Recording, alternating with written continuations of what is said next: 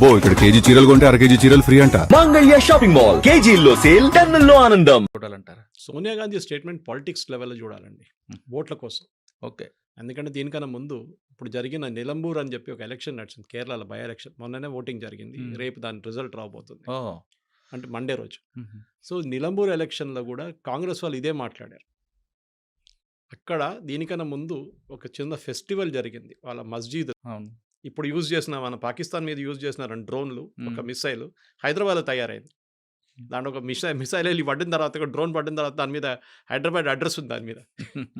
So ఇజ్రాయెల్తో మనకు ఒక strategic intent ఉంది. మనకు ఇప్పుడు ఇజ్రాయెల్ హిస్టరీ చెప్పుకొని పోతే చాలా పెద్ద హిస్టరీ అది, రైట్ ఫ్రమ్ సోలమన్ టైం నుంచి ఇప్పుడు దాకా. కానీ ఇజ్రాయెల్తో మనకి ఒక ఫిజికల్ కనెక్షన్ చాలా ఉన్నాయి. So Israel as a nation 1948లో ఫామ్ అయింది. మనకు ఫ్రీడమ్ వచ్చిన తర్వాత 1 year తర్వాత వాళ్ళు ఫామ్ చేసుకున్నారు. వాళ్ళు కొనుక్కున్నారు ల్యాండ్. అవునండి. బ్రిటిష్ స్టేటస్ నుంచి బ్రిటిష్ వాళ్ళు వెకేట్ చేసినప్పుడు బ్రిటిష్ వాళ్ళు ఎక్కడైనా కానీ మొత్తం మెసప్ చేసి వెళ్ళిపోతారు. మన దగ్గర కూడా అదే చేశారు. ఆఫ్ఘనిస్తాన్ వైపు ఒక లైన్ డ్రా చేసి డురాండ్ లైన్ అన్నారు. వాళ్ళు ఇప్పుడంటే మేము పట్టించుకోమంటున్నారు. ఇటువైపు ఏమో మెక్మోహన్ లైన్ చెప్పి చైనా వైపు అరుణాచల్ ప్రదేశ్ చైనీస్ పట్టించుకోవట్లేదు. మన వైపు కూడా అంతే చేసేయాలి, పాకిస్తాన్ ఇండియాకి లైన్ డ్రా చేశారు. ఇదే ప్రాబ్లం అక్కడ కూడా క్రియేట్ అయింది, ఇక్కడ ఇజ్రాయెల్లో కూడా. ఇజ్రాయెల్ యాజ్ అ నేషన్ వాళ్ళు డబ్బులు పెట్టి కొనుక్కున్నారు ల్యాండ్. ఇది మనం ఇప్పుడు రియల్ ఎస్టేట్ కొంటాం చూడండి, అట్లా కొన్నారు వాళ్ళు. ఆ టైంలో అరబ్స్కి ఇంట్రెస్ట్ లేదు, అంటే అక్కడ ఏం పంటలు ఎవరు, మొత్తం డెజర్ట్ అది. కానీ దాన్ని ఎట్లా మార్చారు మనం అందరూ చూసాం. చంద్రబాబు నాయుడు గారు కుప్పం తీసుకొచ్చారు వాళ్ళని, తీసుకొచ్చి అక్కడ అగ్రికల్చర్ ప్రాక్టీస్ చేయమన్నారు ఇజ్రాయెల్ వాళ్ళ దగ్గర. So Israel as a nation మనకి ఒక సింబాలిక్ నేషన్. ఎందుకంటే నేను వచ్చేది కేరళ నుంచి, మా ఇంటి దగ్గర నుంచి 16 kilometers దూరంలో వీళ్ళు వచ్చి దిగారు ఫస్ట్ ఆ టైంలో, 17th century. అప్పుడున్న రాజు, హిందూ రాజు అక్కడ, ఆయన సెట్ కమ్, మీరు రండి, మీరు మా దగ్గర ఉండొచ్చు అని చెప్పి వాళ్ళకి ప్లేస్ ఇచ్చారు. ఫస్ట్ సినగాగ్ అక్కడ ఉంది. సినగాగ్ అంటే వాళ్ళ గుడి. నెక్స్ట్ వాళ్ళు కొచ్చిన్కి వెళ్ళారు. మీరు కొచ్చిన్కి వెళ్తే మీరు జూ టౌన్ ఉంటుంది, అక్కడ పెద్ద సినగాగ్ ఒకటి ఉంది. ఒక టైంలో 26 ఫ్యామిలీలు ఉన్నారు అక్కడ జ్యూస్. ఇప్పుడు ఒక్కరు కూడా లేరు, ఒక ఫ్యామిలీ ఎక్కడ ఉంది అంతే, అది కూడా లాస్ట్ జనరేషన్ వాళ్ళు. మిగతా వాళ్ళు అందరూ వెళ్ళిపోయారు. ఎందుకంటే ఇజ్రాయెల్కి ఒక ఇది ఉంది, మీ గ్రాండ్ ఫాదరో వాళ్ళ గ్రాండ్ ఫాదరో జ్యూ ఉంటే మీరు ఇజ్రాయలీ సిటిజన్షిప్ వచ్చేస్తుంది మీకు. మన వైపు కూడా యనం వైపు ఆంధ్రప్రదేశ్లో అక్కడ ఒక జూయిష్ కమ్యూనిటీ ఉన్నారు. వీళ్ళని కొచ్చినీ జ్యూస్ అంటారు. వాళ్ళని I think they got something else. వాళ్ళు కూడా వెళ్ళి సెటిల్ అయిపోతున్నారు. పాండిచేరి కూడా ఉన్నారు కదండి వాళ్ళు. పాండిచేరిలో ఫ్రెంచ్ ఉన్నారు ఎక్కువ. మన బాంబే వైపు వచ్చారు, అప్పుడున్న బాంబే వైపు వచ్చి అక్కడ కూడా ఒక సినగాగ్ పెట్టుకున్నారు. ఇజ్రాయలీస్ మీరు ఎక్కడైనా వెళ్ళండి, ఇజ్రాయలీస్ ఉంటారు, జ్యూస్ ఉంటారు, Polish juice, Ukrainian juice, Russian juice, German juice ఉన్నారు. ఆలోచించండి. అది కాకుండా మీరు ఎక్కడ వెళ్ళినా కానీ జ్యూస్ ఉంటారు. మనం చిన్నప్పుడు ఐ థింక్ మర్చెంట్ ఆఫ్ వెనిస్లో ఉందనుకుంటా, ఇది షైలాక్ అని ఒక క్యారెక్టర్ విని ఉంటారు మీరు. డబ్బులు అప్పులు ఇచ్చేటోడు, ఇచ్చి విపరీతంగా ఇంట్రెస్ట్ తీసుకుంటుండే, అది కాపోలీ టైప్. తో ఇప్పుడు ఎవరైనా అట్లాంటి పని చేసినప్పుడు షైలాక్ అని అంటారు. అవును, కొంతమంది అట్ట అంటారు, కొంతమంది కాబోలే వాళ్ళ వదలరా అంటారు. అది తో షైలాక్ లాంటి వాళ్ళు. ఎందుకంటే వీళ్ళు ఇజ్రాయలీస్ జ్యూస్ ఒక ఉంది సార్, డబ్బులు, మీడియా, ఇది ఎప్పుడు వాళ్ళ చేతిలో ఉంటుంది. మీడియా ఎప్పుడెప్పుడు వచ్చింది, కానీ దానికన్నా ముందు డబ్బులు. మీరు ఏ అమెరికన్ కానివ్వండి, ఏ యూరోపియన్ కానివ్వండి, ఫైనాన్స్ హెడ్ చూడండి, వాళ్ళ ఫైనాన్స్ అంటే వాళ్ళ డబ్బులు ఖర్చు పెట్టేది ఎవరైనా, వాళ్ళ మొత్తం ఫండింగ్ అంతా వాళ్ళ చేతిలో ఉంటుంది. దానికోసం ఏ అమెరికన్ ప్రెసిడెంట్ అయినా భయపడతారు వాళ్ళు. మీడియా వాళ్ళ చేతిలో ఉంటుంది. వాళ్ళు కంప్లీట్గా అమెరికన్ ప్రెసిడెంట్ దింపగలరు కిందని, అంత పవర్ ఉంది వాళ్ళ దగ్గర అనమాట. సో న్యాచురలీ మనం ఎందుకు వాళ్ళతో ఉండకూడదు? వీఆర్ ఎ డెమోక్రటిక్ నేషన్, వాళ్ళు కూడా డెమోక్రటిక్ నేషన్. వాళ్ళ దగ్గర ఉన్న కోయిలేషన్ మన దగ్గర లేదు. వాళ్ళకి 30 కోయిలేషన్లు ఉంటాయి, 30 పార్టీలు ఉంటాయి, అక్కడ 26 పార్టీలు ఉంటాయి. మన దగ్గర అంత పెద్ద ప్రాబ్లం లేదు ఇక్కడ భారతదేశంలో. నలుగురు చంద్రబాబు నాయుడు జేడీయూలు అంటారు. మనకు ఒక ఫిజికల్ కనెక్షన్ ఉంది, మనకు ఒక ఎమోషనల్ కనెక్షన్ ఉంది వాళ్ళతో. ఇప్పుడు సోనియా గాంధీ సపోర్ట్ చేయమంటే వాళ్ళ పార్టీ కోసం చెప్తున్నారు అంతే, వాళ్ళ పార్టీ నుంచి ఓటు రావాలి. కానీ మీరు అడిగిన second part of the question, ఈ వార్ ఎవరైనా గెలుస్తారా అంటే డెఫినెట్గా ఇరాన్ ఓడిపోతారు, దాంట్లో డౌట్ లేదు. దాంట్లో 2-3 కారణాలు ఉన్నాయి. ఒకటి సపోర్ట్. మీరు చెప్పండి, ఒక్క దేశమైనా ఇరాన్ సపోర్ట్ చేస్తున్నారు ఇప్పుడు? Even Russia is not supporting. లేదు, ఎందుకంటే రష్యా వాళ్ళ గొడవలో వాళ్ళబడి ఉన్నారు, మేము ఇక్కడికి చేంజ్ చేస్తామని చెప్పేసి. ఈవెన్ టర్కీ చేయరు, ఎందుకంటే ఇక్కడ షియా సున్నీ వచ్చేస్తుంది మళ్ళీ ప్రాబ్లం. వాళ్ళు రారు, ఎవరు రారు. ఇప్పుడు ప్రాబ్లం ఎక్కడ రాబోతుందంటే వీళ్ళ మిసైల్ స్ట్రెంగ్త్. ఇప్పుడు చూడండి, ఫస్ట్ డే స్టార్టింగ్లో 200 మిసైల్ కొట్టారు, డ్రోన్లు కొట్టారు, దాని 100 అయింది, మళ్ళీ 50 అయింది, మళ్ళీ 20 అయింది, మొన్న కొట్టిందేమో 8. అంటే వాళ్ళ మిసైల్ స్ట్రెంగ్త్ తగ్గి వస్తుంది, వాళ్ళ ఇన్వెంటరీ తగ్గుతుంది. ఎందుకంటే వీళ్ళు క్రియేట్ చేసిన 3H వీళ్ళ శాటిలైట్స్, వీళ్ళ ప్రాక్సీస్ అంటారు చూడండి, హెజ్బుల్లా, హూతీస్ అండ్ హమాస్. వీళ్ళు ముగ్గురిని వీళ్ళు వెపన్స్ ఇచ్చి డబ్బులు ఇచ్చి లాస్ట్ 40 సంవత్సరాల నుంచి వీళ్ళు ఒక కంప్లీట్ ఎంటిటీగా క్రియేట్ చేసుకున్నారు వీళ్ళు. ఇప్పుడు ఏమైందంటే వీళ్ళు మొత్తం పోయారు. ఇప్పుడు వీళ్ళు హెజ్బుల్లాని ఫినిష్ చేసేస్తారు, నస్రుల్లాని ఫినిష్ చేసిన తర్వాత హమాస్ని ఫినిష్ చేసేస్తారు. హూతీలను యూఎస్ వాళ్ళు చూసుకుంటున్నారు. చూడండి, హూతీ వైపు నుంచి ఒక్క మిసైల్ కూడా రాలేదు లాస్ట్ 1 వీక్లో. హెజ్బుల్లా అయితే మర్చిపోయారు ఫైరింగ్ అంటే ఏంటనేది. సో టెక్నాలజీ లాంటి ఫీల్డ్లో Israel is a leader sir. అది మీరు హెల్త్ కేర్ టెక్నాలజీ ఉండొచ్చు, డిఫెన్స్ టెక్నాలజీ ఉండొచ్చు, ఏ టెక్నాలజీ, చిన్న దేశం అది. పాపులేషన్ మన ఢిల్లీ పాపులేషన్ లాగా దానికన్నా తక్కువ. సో అట్లాంటి ఒక దేశంతో మనకి న్యాచురల్ అఫినిటీ ఉంటుంది. ఇరాన్లో ఇవాళ ఉన్న లీడర్లు రేపు ఉండరు, కానీ ఇజ్రాయెల్లో ఉన్న లీడర్లు అక్కడే ఉంటారు. అది ఇవాళ నెటన్యా వెళ్ళి ఇంకెవరైనా రావచ్చు. గోల్డా మియర్ టైం నుంచి స్టార్ట్ అయింది అది. ఇట్సాక్ రబీన్ కానివ్వండి, బెంజమిన్ మెకెన్ కానీ, వీళ్ళందరూ ఉన్నారు. ఇజ్రాయెల్కి definite they want and independent. వాళ్ళు as a nation we have a right to exist. ఎందుకంటే వీళ్ళ ప్రిన్సిపల్ ప్రాబ్లం ఎక్కడ వస్తుందంటే ఇరాన్ లాంటి దేశంలో. ఇవాళ కూడా యుఎన్ డిబేట్ చూశాను నేను రాత్రి. చాలా బాగా రిప్లై ఇచ్చాడు ద ఇజ్రాయలీ డెలిగేట్. మీరు అంటున్నారు ఇరాన్ని మిమ్మల్ని ఇజ్రాయెల్ వాళ్ళు కొడుతున్నారని మీరు కంప్లైంట్ చేస్తున్నారు యుఎన్లో వచ్చి. మీరేమంటున్నారు? మీరు అంటున్నారు Israel has no right to exist. ఒక దేశం ఉండకూడదంట.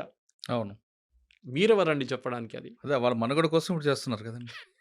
అదే. సో దే సర్వైవల్ అంతే. వాళ్ళు సర్వైవ్ చేయాలంటే వాళ్ళు దాని మనలాగానే ఇటువైపు చైనా, ఇటువైపు పాకిస్తాన్, ఇప్పుడు బంగ్లాదేశ్ తయారైంది. వాళ్ళకు కూడా అంతే. మీరు 6 డే వార్ చూడండి, యామ్ కిపూర్ వార్ చూడండి, సూయజ్ కెనాల్ క్రైసిస్ చూడండి. దీని అన్నిట్లో ఇజ్రాయెల్ మీద దాడి చేశారు.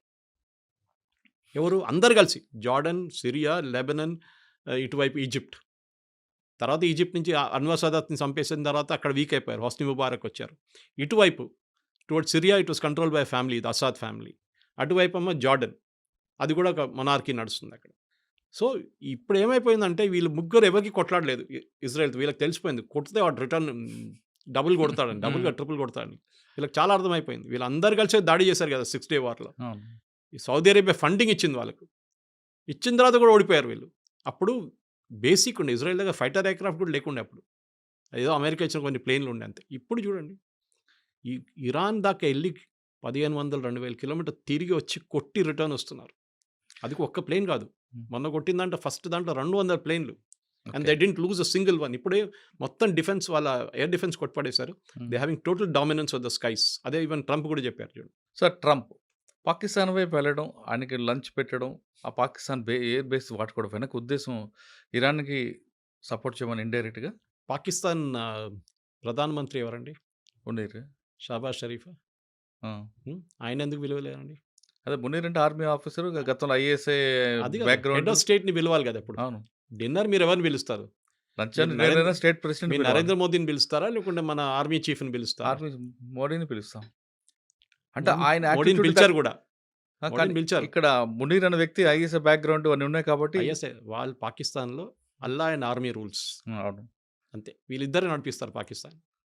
అందరికి తెలుసు. ఆ రోజు కూడా క్రైసిస్ జరిగినప్పుడు మీకు గుర్తుంటుంది, జేడీ వాన్స్ మాట్లాడింది అసీం మునీర్తో. Um, he didn't speak to Shahbaz Sharif. తర్వాత మాట్లాడంటున్నారు, అది కొంచెం ఫేస్ సేవింగ్ ఎక్సర్సైజ్ అది. ఉమ్, కానీ ఇండియాతో మాట్లాడినప్పుడు ఈ spoke to prime minister Modi. Correct. ఎందుకంటే పవర్ ఎవరి దగ్గర చూస్తున్నారు. పాకిస్తాన్ భయం మునీర్ దగ్గర పవర్ ఉంది. పవర్ ఉంది. వీళ్ళకి భయం ఏంటంటే, సార్ మీరు చెప్పింది ఒక బేస్ ఇస్ వన్ ఆబ్జెక్టివ్. అది వాళ్ళు ఎప్పుడైనా వాళ్ళ పక్కన ఖతార్ల బేస్ ఉంది, ఇంత పెద్ద బేస్ ఉంది వాళ్ళ దగ్గర. ఉమ్, ఒక సంవత్సరానికి దాని maintenance cost $6 billion. Oh, um, ఎవరు పే చేస్తున్నారు? ఖతార్ గవర్నమెంట్ పే చేస్తున్నారు. ఆలోచించండి. యూఎస్ బేస్ని మెయింటైన్ చేసుకోండి ఖతార్. ఎందుకంటే వీళ్ళకి తెలుసు యూఎస్ ఉన్నదాకా మా మీద చేయబెట్టడు. Qatar is the foundation of terrorism, అందరికి తెలుసు. ఉమ్, అది ముస్లిం బ్రదర్హుడ్ కానివ్వండి, అల్ఖాయిదా కానివ్వండి, ఐసిస్, అందరూ ఈవెన్ హమాస్ లీడర్స్ కూడా అక్కడే కూర్చుంటారు. కానీ వాళ్ళు ముట్టరు, యూఎస్ కూడా ముట్టరు. కానీ మన దగ్గరకు వచ్చినప్పుడు, ఈ ప్రాబ్లం వచ్చినప్పుడు పాకిస్తాన్ అసీం మునీర్ ఎందుకు పిలిపించారంటే, మెయిన్లీ వాళ్ళ దగ్గర న్యూక్లియర్ మిసైల్స్ ఉన్నాయి. ఏ న్యూక్లియర్ మిసైల్ అసెంబుల్ చేసి పెట్టరు. న్యూక్లియర్ వార్ హెడ్ సపరేట్గా ఉంటుంది, మిసైల్ సపరేట్గా ఉంటుంది. This is the delivery system. ఇది ఇక్కడి నుంచి అక్కడ కొట్టాలంటే ఇది. దాని మీద 50 కిలోలు పెట్టాలన్నా, 100 కిలోలు పెట్టాలన్నా, న్యూక్లియర్ వెపన్ పెట్టాలన్నా డిసైడ్ చేసేది లాస్ట్ మినిట్లో. ఉమ్, మన కైరానా హిల్స్లో మనం కొట్టినప్పుడు we didn't hit the missiles. మనం ఏం చేస్తామంటే వాళ్ళ కేవ్ బయట కొట్టాం. వీళ్ళందరూ అండర్ గ్రౌండ్లో పెడతారు, పెద్ద కొండ కింద పెట్టుకుంటారు. ఈవెన్ ఇరాన్లో ఫైడ్రో చూడండి, నటాన్స్ చూడండి, వీళ్ళన్ని న్యూక్లియర్ ప్లాంట్స్ అన్ని. నటాన్స్లో ఒక ప్లాంట్ పైన ఉంది, మిగతా కింద ఉంది.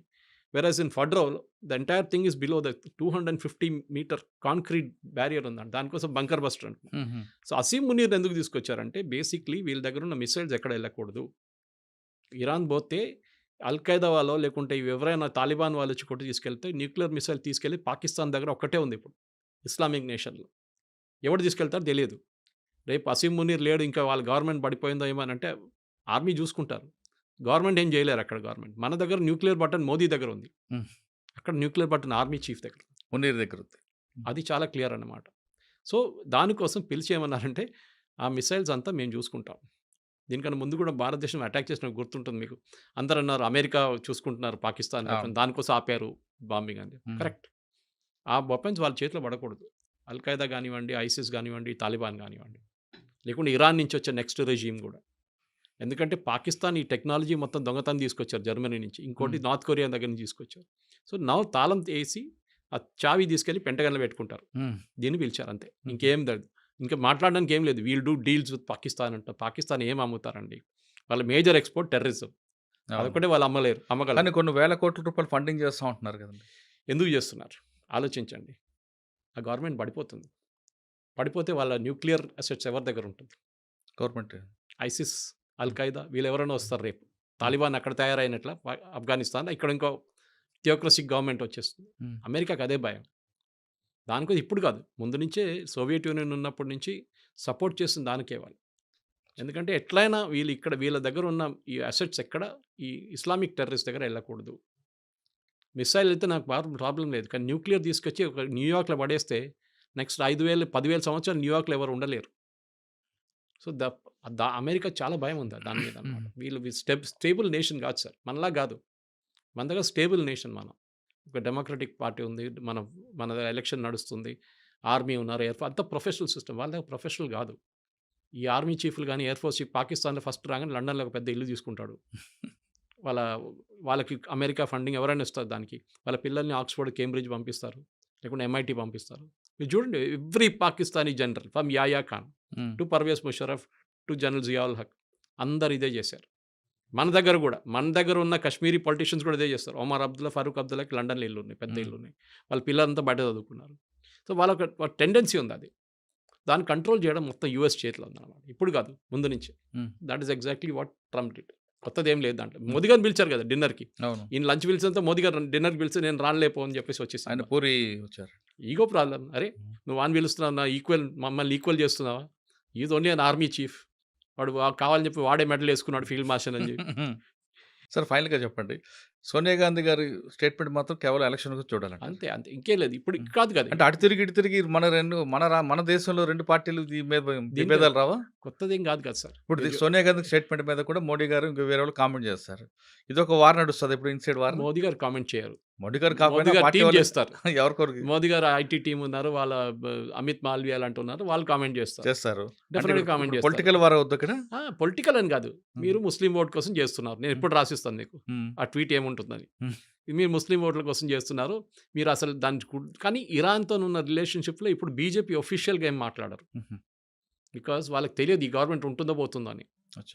పోతే ప్రాబ్లం లేదు, ఉంటే మనకు ఆ పోర్ట్ కావాలి, షబార్ పోర్ట్, పెద్ద ప్రాబ్లం అవుతుంది మనకి. Next third is oil. మన ఇరాన్ దగ్గర నుంచి బ్యాన్ పెట్టే ముందు US బ్యాన్ పెట్టేదాకా మన ఆయిల్ వాళ్ళ దగ్గర కొంటుండే, అది కూడా రూపీ పేమెంట్లో. ఎందుకంటే మొత్తం బ్యాంకింగ్ సిస్టమ్ నుంచి బ్యాన్ చేసి పడేశారు US. సో రూపీ పేమెంట్ ఇచ్చి మనం తెచ్చుకున్నాం. దాని తర్వాత బియ్యం తీసుకున్నారు మన దగ్గర నుంచి, బియ్యం తీసుకుని మనకు క్రూడ్ ఆయిల్ ఇచ్చారు. సార్ ఇప్పుడు ఈ వార్ చూస్తుంటే కొంతకాలం ఎప్పటికైనా ఆగే కనిపిస్తుందా, లేదంటే దీనివల్ల ఇంకొంచెం ముందుకెళ్ళే అవకాశం ఉందా? అల్టిమేట్గా ఏమైనా ఫ్యూల్ రేట్ పెరిగే అవకాశం ఉంటుంది? క్రూడ్ ఆయిల్ రేట్ ఎప్పుడు పెరగదండి. ఒకటి, క్రూడ్ ఆయిల్ ఎప్పుడు రేపటి కోసం వాళ్ళు కొనాం మనం. ఒక ఇయర్లీ కాంట్రాక్ట్ ఉంటుంది, ఓకే, అది మొత్తం మనకు 1 yearకి కాంట్రాక్ట్ సైన్ చేసుకుంటాం. అది ఎవరైనా ఉన్నాయి, సౌదీ అరామ్కోతోనో లేకుంటే వెనిజువేలాతోనో, ఇప్పుడు US వాళ్ళు కూడా సప్లై చేస్తున్నారు మనకి. ఇరాన్ మన దగ్గర ఐ థింక్ మనం లెస్ దాన్ అసలు కొనట్లేదు ఇరాన్ దగ్గర నుంచి, బ్యాన్ ఉన్న దానికి. ప్రాబ్లం ఎక్కడ వస్తుందంటే స్ట్రేట్ ఆఫ్ హార్మూజ్ అని ఉంది, మీరు చూసుంటారు. ఆ ఇరాన్ పక్క నుంచి, ఇరాక్ పక్క నుంచి వచ్చే ఒక స్ట్రేట్ ఆఫ్ హార్మూజ్ ఉంది, చిన్న వాటర్వే. అక్కడి నుంచి చాలా ఈ పెద్ద పెద్ద కార్గో షిప్స్, ఈ ఆయిల్ షిప్స్, కంటైనర్ షిప్స్ అక్కడి నుంచి ట్రావెల్ అవుతుంది. అది ఎక్కడైనా బ్లాక్ అయితే, అక్కడైనా బాంబ్ జరిగితే then definitely they will be an impact. కానీ మన దగ్గర స్ట్రాటజిక్ ఆయిల్ రిజర్వ్స్ అని మోదీ గారు గవర్నమెంట్ వచ్చే కన్నా ముందు మన్మోహన్ సింగ్ గవర్నమెంట్ నుంచి స్టార్ట్ చేశారు. మోదీ గవర్నమెంట్ ఆల్సో ఇంప్లిమెంట్ చేస్తుంది. స్ట్రాటజిక్ ఆయిల్ రిజర్వ్స్ ఏంటంటే మనకు ఒకటి వైజాగ్ వైపు ఒకటి, లొకేషన్ చెప్పట్లేదు గవర్నమెంట్, ఇంకోటి మ్యాంగ్లూర్ వైపు ఒకటి పెద్ద రిజర్వ్ ఉంది అండర్ గ్రౌండ్. మీరు ఆలోచించకుండా పెట్రోల్ బంక్కి వెళ్తే మన ఒక అండర్ గ్రౌండ్ రిజర్వ్ ఉంటుంది, అవును, దాంట్లో సంపు ఎంత ఒక ఉంటుంది. 2,000-3,000 లీటర్లు అవును, ఉంటుంది. సంప్ లాగా. ఇది లక్షల లీటర్లు ఉంటుంది అనమాట under ground tanks. Under ground tanks ఏం చేస్తారంటే ఆయిల్ రేట్ తగ్గిన టైంలో తీసుకొచ్చి దాంట్లో పడేస్తారు. ఆయిల్ రేట్ ఎంత పెరిగినా కానీ ఒక 3 నెలలు నడిచిపోతుంది మనకు, దానికి ఆ రిజర్వ్ మళ్ళీ రీఫైన్ చేసుకొని మనం యూజ్ చేసుకోవచ్చు. అచ్చా. సో మన దగ్గర స్ట్రాటజిక్ రిజర్వ్స్ ఉంది. ఈవెన్ యూఎస్ మెయింటైన్ చేస్తారు. రేట్ ఎక్కువైనప్పుడు వాళ్ళు ఆయిల్ రిలీజ్ చేస్తారు మార్కెట్లో, ఉల్లిపాయలాగా అనమాట. అదే అదే. ఉల్లిపాయలు కోల్డ్ స్టోరేజ్ ఎందుకు పెట్టుకుంటారు? ఉల్లిపాయల రేటు 100 రూపాయలు వెళ్ళగానే వాడు మొత్తం తీసి బయటపడేస్తే అది రేట్ క్రాష్ అయ్యి 50 రూపాయలకి వచ్చేస్తుంది. సేమ్ పాలసీ ఇక్కడ కూడా. ఇప్పుడు కూడా అండమాన్ దగ్గర కూడా ఇంకొక రిఫైనరీ దొరికింది, ఐడెంటిఫై చేసినట్టున్నారు కదండి. అది ప్రాస్పెక్ట్ చేస్తున్నారు. అది ఇంకా రిఫైనింగ్ స్టేజ్కి, డ్రిల్లింగ్ స్టేజ్కి రాలేదు. ఇంకా ప్రాస్పెక్టింగ్ అంటారు దాన్ని. అచ్చా. ఈ ఆయిల్ వెల్స్లో ఎట్లా ఉంటుంది సార్ అంటే